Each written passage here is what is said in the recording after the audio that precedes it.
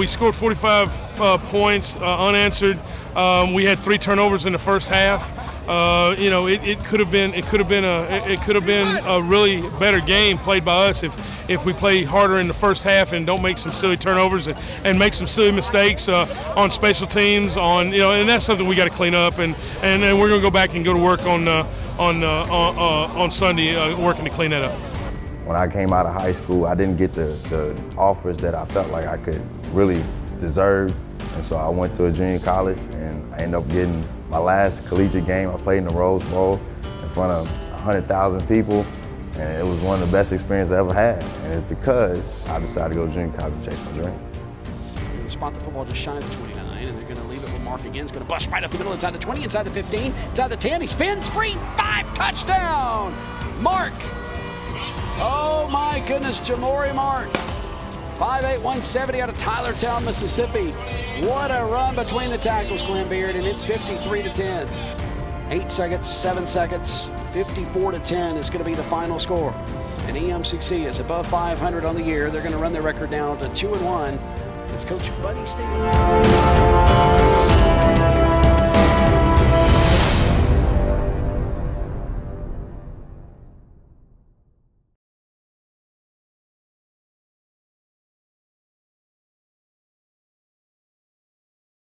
All right, Coach, you come out and you score on the very first possession. Then the offense kind of get a little quiet there. What'd you have to do to get the guys back in? Nothing. I think they just kind of got into a rhythm. I think it was 9 possessions and we scored on 6 of them.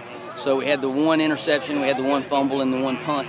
But I think they did a good job playing us. I thought they did a really good job of forcing us to run the football and taking away the slot receivers a little bit. So our outside guys had to step up, and they did a good job. Quarterback scrambled around and did a good job extending some plays on some pressure situations. And then I thought our running game was real positive. So real pleased. A little different look for us, but it was good. All right, Coach, they came out and they scored quickly. How did you change your defense to stop that passing game? Well, their quarterback is the leading passer, or was the leading passer before tonight. I don't know what happened after tonight in the conference. So we knew he was going to go out and throw. We basically adjusted the guys. We put them in positions where we needed them to go. We changed coverages, we changed personnel groupings, and we allowed the guys just to play quick without thinking. So really we went back to basics, things we did in camp, and just had fun doing what we did. And when we put a smile on our face and we started jumping around, good things started happening for the Lions. And you guys seem to be able to, all the touchdowns were rushing touchdowns. That doesn't happen very often around here. Offensive line, they had only three down linemen, so, we just came out and ran against that, took advantage of what we had. So we just came out and did what we had to do. Yeah. Northeast was a pretty good football team, but y'all pulled away in the second half. Oh, yes, sir. We all knew we had a few mistakes in the first half, and second half was time to clean up, and we came out and did that. What changed second half for you guys? Well, we just picked up our energy, and we played our assignments way better than we did in the first half. So it's really much it. We just played our assignment way better than we did in the first half. How does it feel to just dominate them like you did in that second half? Oh, it's a great feeling, but like Coach said, we can't be satisfied with this win. We got to pick it up and practice and get ready for the next game next week. What changed for you guys in that second half? Just getting back to doing what we do. Going there, we all had to settle down. Keep the main thing, and just play ball. That's all we did. You got the rushing game going in that second half. What did the offensive line do just to get rolling and you guys open up those big holes for the rushing guys to get going? Well, like I said before, we all just settled down and just did our job executing between running plays, blocking, passing plays, and that's all it was. It was nothing special. It was just Coach Stevie came in there, gave us a speech, told us to get off our butts, get moving. If not, it's going to be consequences. So that's what we needed. It's bad that we needed that, but it's good that we got the W tonight. That's the biggest thing. What changed that second half for you guys? We knew we had to earn it. We got to earn whatever we get in this league. We got to earn it. You want to ask me a question? Hey, why did we play so hard tonight, Dontavius? We was ready. We had been practicing all week, getting prepared all week. We just had to let it go. We let it go in the second half. All week. Let's ride. We can't focus on this week. This week is over with, so we got next week. We're going to take 1 week at a time. You already know we got to make Coach Steven happy or it's going to get ugly. Because, hey, you don't want Coach Steven mad now. it was either feast or famine on special teams, and we're trying to get an identity on special teams, and our identity needs to be that we're working hard, and we got to do better, and I've got to coach it better. We've got to coach it better, and our kids have to perform a little better in certain aspects. I give it to all the credit to our defense that played hard and really worked hard on the X-point field goal block, and they played. They went in, and our guys ran what they were supposed to run, and they ended up blocking it, and that was a momentum swinger, and they really kind of shut it down after that, after we returned it for a touchdown. You guys had 19 points in the first half. Did you have to go into halftime? I mean, in the second half, our guys just started playing. It wasn't anything major. It was just they started playing.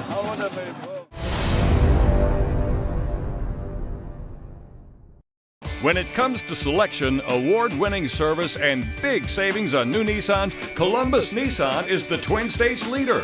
ColumbusNissan.com is the perfect place to start your search for a new Nissan or certified pre-owned Nissan still under factory warranty. Go online and take a look at our huge inventory.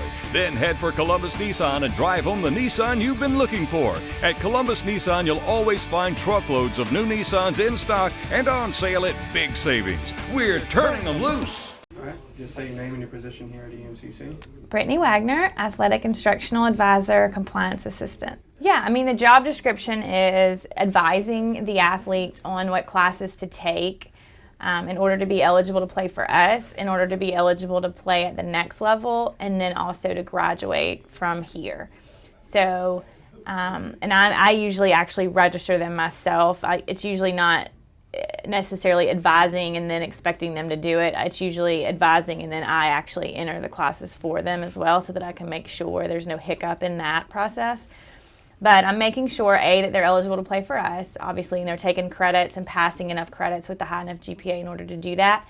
Then our second goal would be that they graduate from here. Our third goal would be that they're eligible to transfer to play at the next level, but not all of our athletes want to play at the next level. So even those athletes that don't want to play at the next level, I still want to make sure that they can transfer to a university and have enough transferable credits to complete their degree at the next institution as well. So transferable hours are key, whether or not they're trying to be eligible or not. There's about 200, give or take, every semester. Usually in the spring, that number's down a little bit because we normally do graduate between 20 and 30 football players in December. So fall semester is heavier, and then spring it's usually about 20 to 30 less, but it hovers around 200 every semester. Yeah, and it's all sports, 6 sports. Also, people don't really know, but we have men's golf on the GT campus, and I also handle them even though I've never met them, and I usually don't ever have a real life conversation with the actual athletes. I am handling I monitor them, and the teachers at GT send me emails on their absences and grades as well. I mean, I think the coaches do rely on me heavily to handle it. That's taken some time for them to get used to having a person in this position to handle it. Coaches aren't the most trusting individuals on the planet, especially when it is their livelihood. So when it comes to their job and the ability of their players to be on the field, they're not as trusting and kind of handing that over to someone else. Some coaches trust me and rely on me more than others. It makes my job harder when I don't have a coach on my side. It's harder to get buy-in from everybody, and it's just it makes my job harder to do. When the coaches don't kind of relinquish that responsibility, I understand it, but it's easier when the coach is on my side and really trusting with their athletes as well. But for the most part, they do, rely on me to handle it, and I think that they all are satisfied with the way that it's been handled over the past 8 years. We've had, I think the number was, we counted it up earlier when all of this started coming out. I think it's over 190 players that we've sent to Division I alone in the past. I'm in the 8th football season, so in the past 7 years, I believe that number is over around 190 that have played D1. Now going and playing at different levels, I mean, I don't even know what that number is. It's got to be extremely high. I think that we've had between 25 and 30 men's basketball players that have gone D1 as well in that time span. So our numbers are pretty impressive you know, at this level, the NJCAA doesn't really make us keep track of it, exactly how many players are playing at the next level. I kind of wish they would, because I would like to compare it with other schools. I would go out on a limb and say that we probably lead the country in the amount of players that we've pumped out to Division I institutions. It's just neat to know that you had any kind of involvement in that success, and to see them in their environment where they're at that next level, where there is a lot of hype and a lot of hoopla surrounding a Saturday game, and to be there and feel the energy and the excitement, and to see the fans really loving them and watching them live in person on the field do their thing. I mean, to me, there's nothing better than to see that and feel that with your own eyes. To hug them when they come off the field, or high five them, you know, when they're getting off the bus and going through their walk, you know, to the stadium. I mean, to me, that is what makes it all worthwhile. But the same thing, I think, would happen if I walked in a classroom at Meridian High and saw Shaquille Fluker standing up in front of a classroom of 30 students teaching them. I think I would get the same feeling with his success, or success of players that are not playing but doing other things that are contributing to society in a positive way. I mean, I feel like I would feel the same way. You just don't get invited into classrooms to watch your former students teach. But I think that would be just as cool of an experience as watching the guys play on Saturdays and Sundays.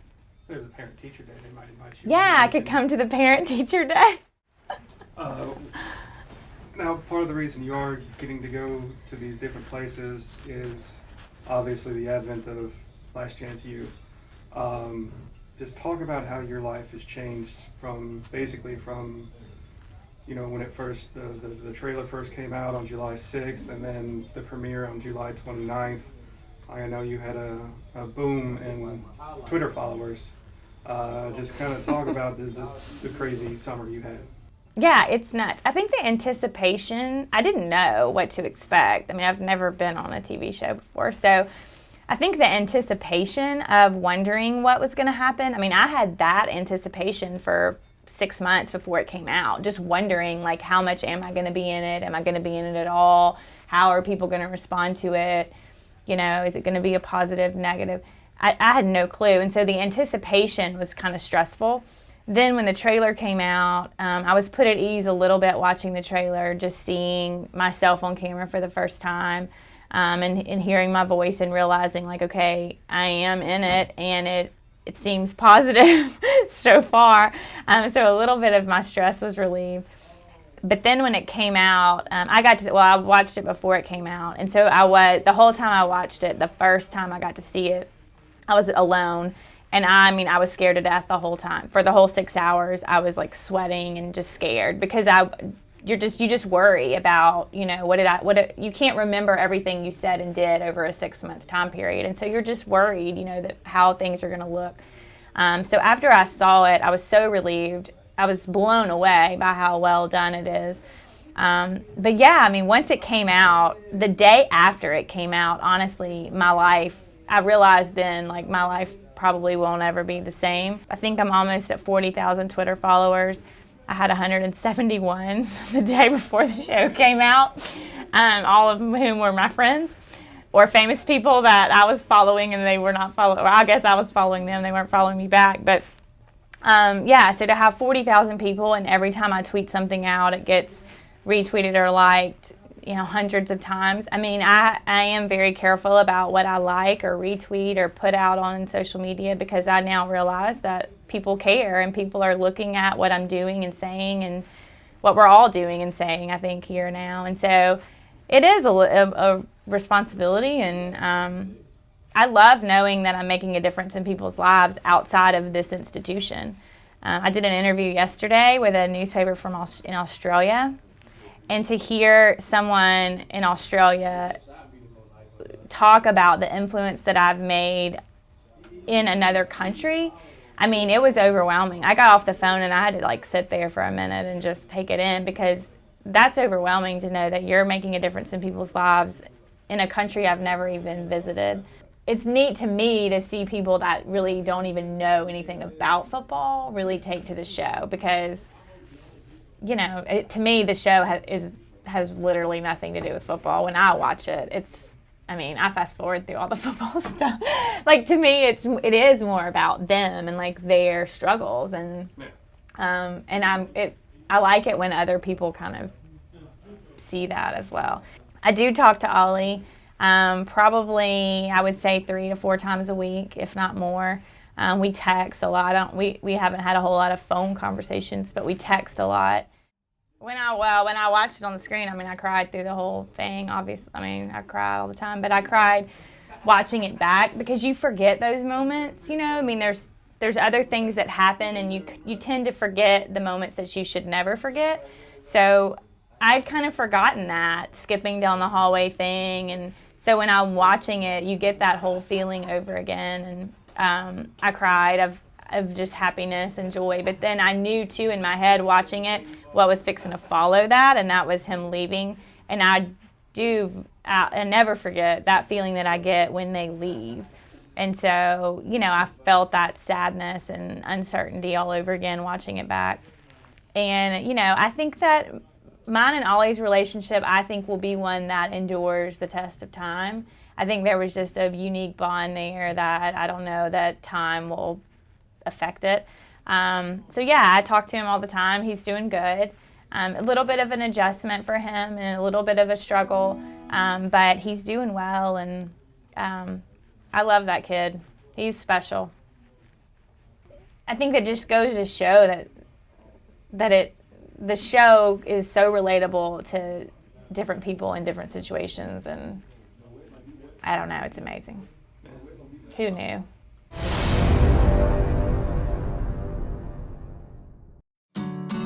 Since 1985, Pryor Morrow has been changing Mississippi's landscape, growing from a two-man small business to one of Mississippi's most trusted names in architecture by working closely with clients to design strong, innovative buildings. Pryor Morrow's architects, engineers, and interior designers work tirelessly from conception to completion to see your building constructed to the highest standards. For more information, visit us online at PryorMorrow.com or look for us on Facebook and Twitter.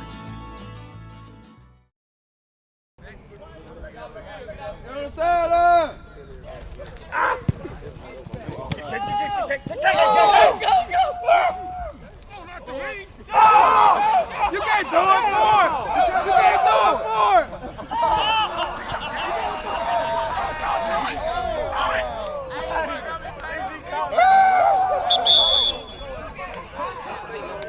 Let's not have a good day. Let's have a great day. Let's get those championship reps in.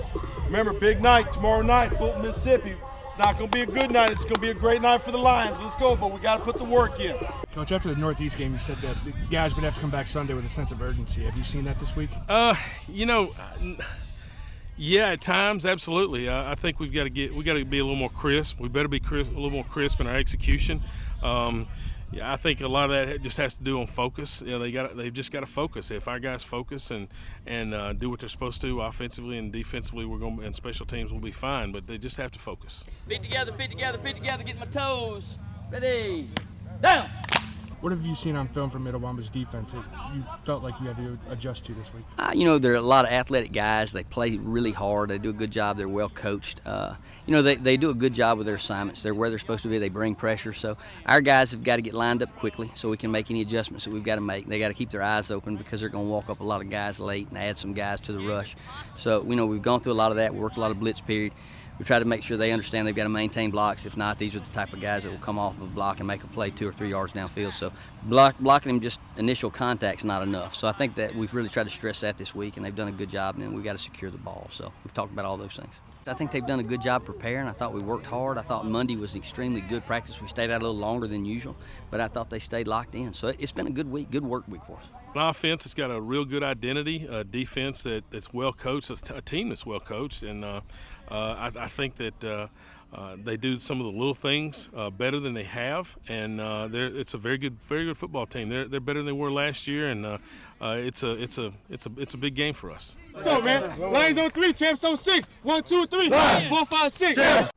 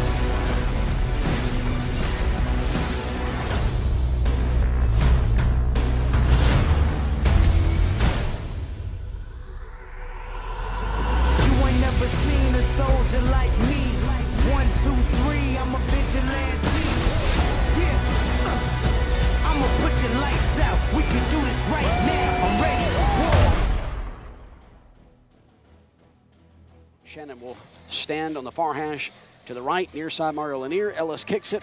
It's end over end. It's going to go into Shannon's hands at the 3-yard line. Far sideline, across the 10, 15, 20. Still on his feet around the 25-yard line and barrels over a couple of folks up around the 27-yard line.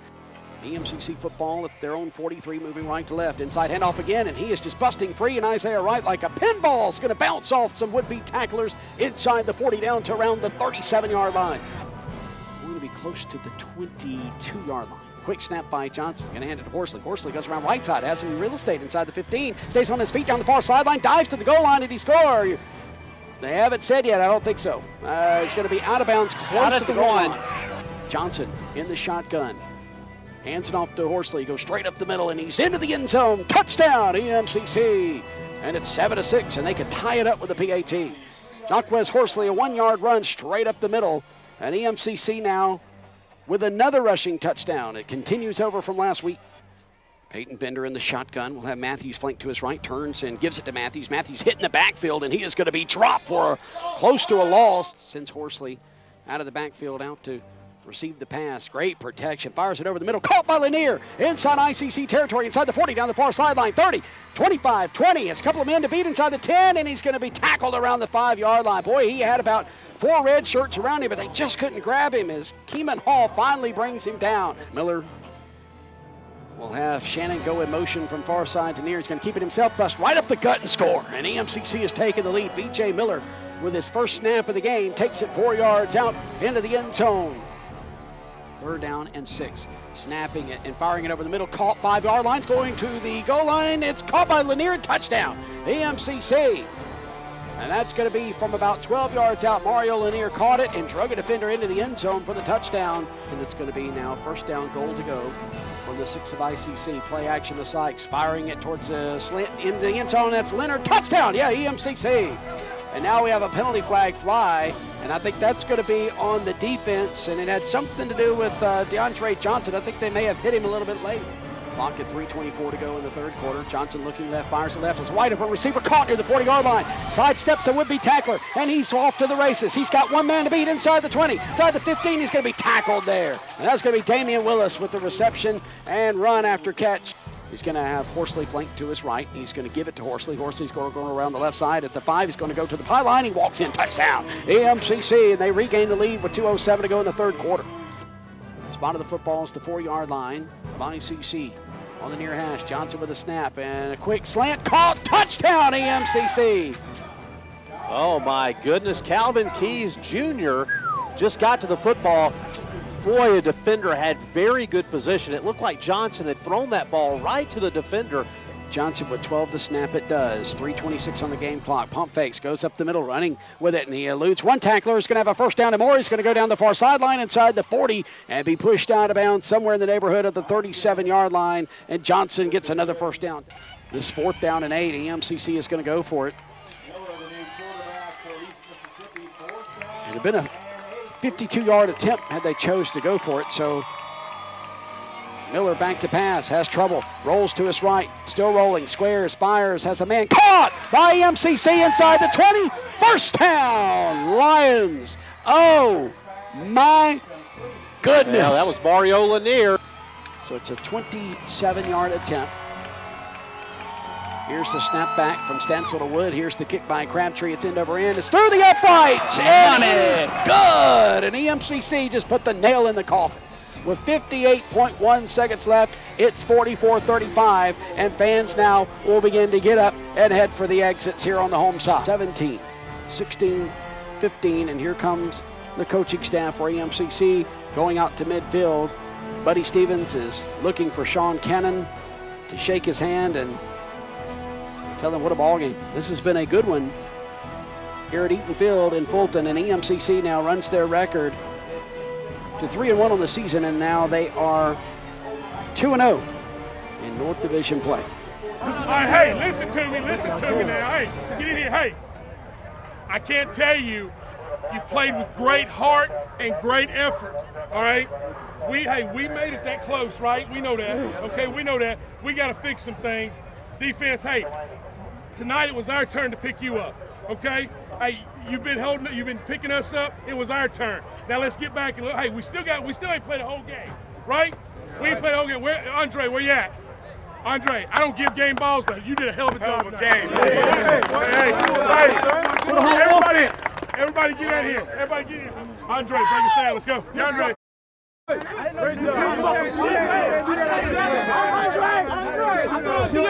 Andre! That's how we bounce back, baby. Let's fight next week. Lions on 3, champs on 6. 1, 2, 3. 4, 5, 6.